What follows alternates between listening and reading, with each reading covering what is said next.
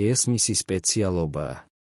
რას წერენ ბრიტანელები მამარდაზე ცნობილი ავტორიტეტული გამოცემა The Athletic გიორგი მამარდაშვილის თამაშს დადებითად აფასებს.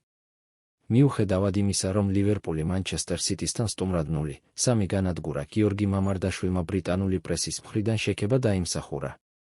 ცნობილი და ავტორიტეტული გამოცემა The Athletic მამარდას დადებითად აფასებს. From Zero to Hero მამარდაშვილის ყველაზე დიდი მომენტი ლივერპულულ კარიერაში ეტიჰადზე შედგა. მე 10 წუთზე კონატეს საშინელი მოგერიების შემდეგ დოკუ ლივერპულის მეკარესთან 1-1-ზე აღმოჩნდა. ქართველი მეკარე კარიდან სწრაფად გამოვიდა, დოკუმ კი მისი მოტყუება სცადა, რომ უკეთესი კუთხიდან დაერტყა.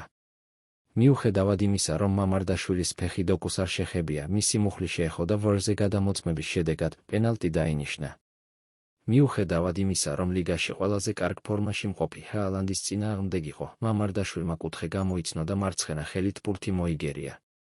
ეს მისი სპეციალობაა. 2023-24 სეზონების შემდეგ ევროპის ტოპ 5 ლიგაში არც ერთ მეკარეს მოუგერიებია იმაზე მეტი პენალტი, ვიდრე მამარდაშვილს.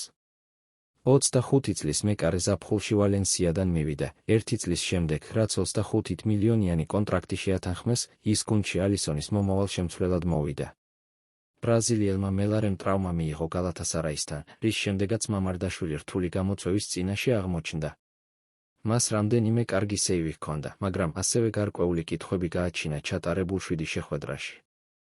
ასტონ ვილასთან და მადრიდის რეალთან მშრალი მატჩები მისთვის დიდი მომენტი იყო, მიუხედავად იმისა, რაც დღეს მოხდა. მამარდაშვილისთვის ეს ზედიზედ მე-5 შეხვედრა იყო პრემიერლიგაში, რომელიც ქართველმა სასტარტოდან დაიწყო.